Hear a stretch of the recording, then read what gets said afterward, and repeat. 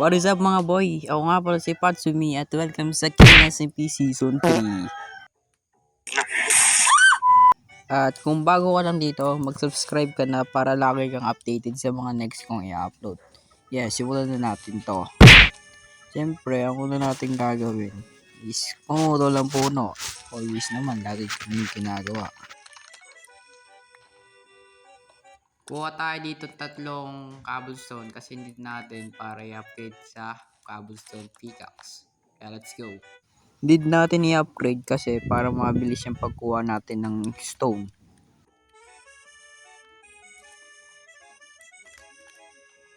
At kuha na tayo ng madaming cobblestone. Need natin yun eh. Need ko ng axe and 2 pickaxe and sword and shovel tsaka hoe. Hoe nga ba yun? Hoe nga yun. Almostly 7 years na ako nagma-Minecraft pero nakakalimutan ko pa rin yung mga tawag doon. At need din natin ng furnace.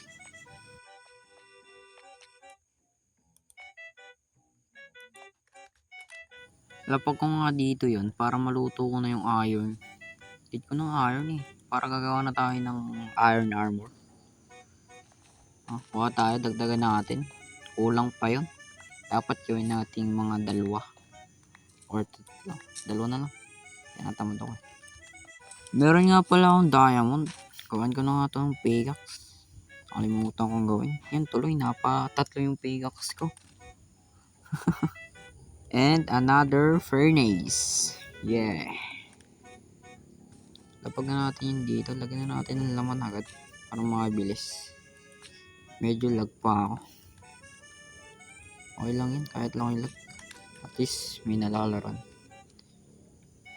At kung nagtataka kayo kung bakit pay diamond agad ako at iron, bigay yan ng mga kupal na member eh. Pero thank you pa rin and pumutol muna rin tayo ng puno. Kasi ewan, ang gagawin sa puno, basta pumutol mo ng puno. At may inad nga palang mods dito, yung pagputol ng puno na papadali kami.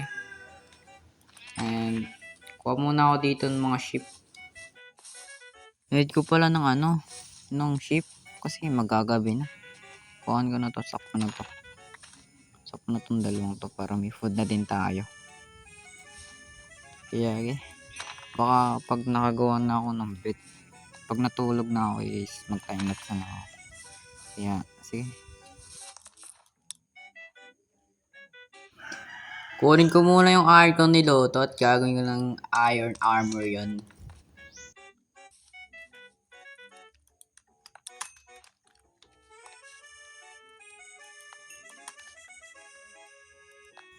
Bali 20 pala yung iron natin. Gawin na natin itong chest plate and yung natitira gagamitin ko na lang and dito na ako nagtatapos. Okay, let's go na. Nakasubscribe mo na ba sa akin at like?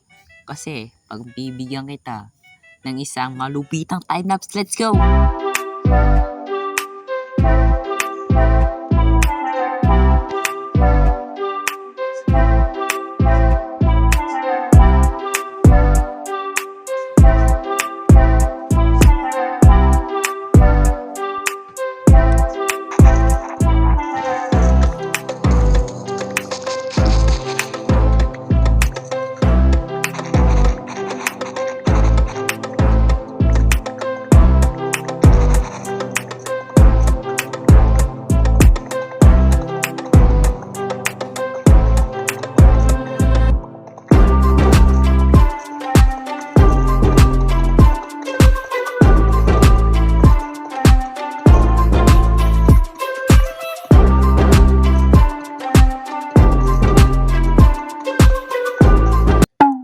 Kakatapos ko lang mag-live at ito yung mga nakuha ko sa live.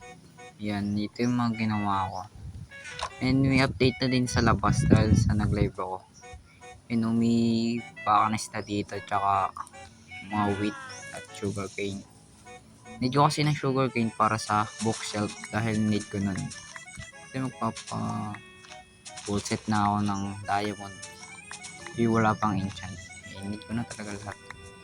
Kunin ko muna itong lahat. Sige, kunin ko muna itong lahat. At ito rin pala, need ko rin kasi nito para padamihin yung cow. Sige, pakunin ko na ito.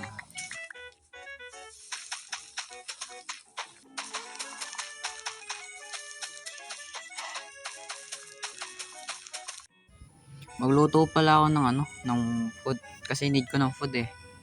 Kasi apat na lang tong bread ko. Tapong ko lang to sa basurahan. Basurahan ni Jess yan. Gago ko. And, kuha muna tayo dito. Yeah. Let's go.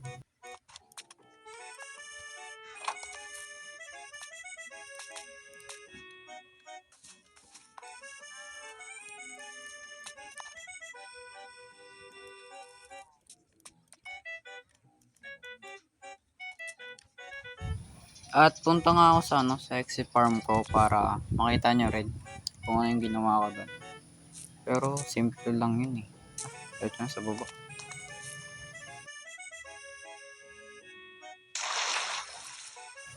So yun, dito na ako sa exit farm ko.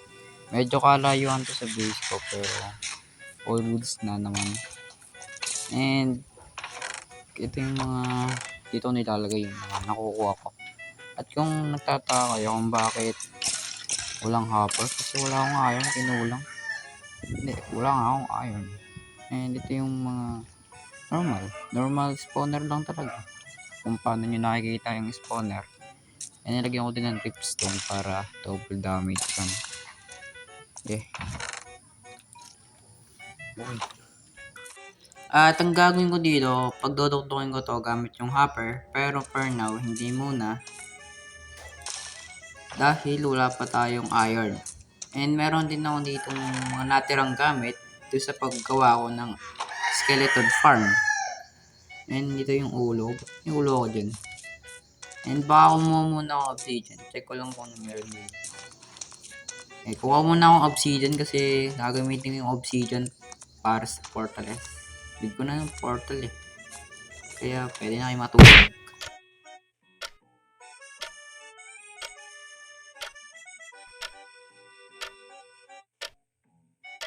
At lagyan lang natin ito ng harang. And dito na magtatapos yung episode ko ngayon. Kasi tinatamad na ako mag-record. May pang record pa naman ako pero for next episode na lang yon. And goodbye na.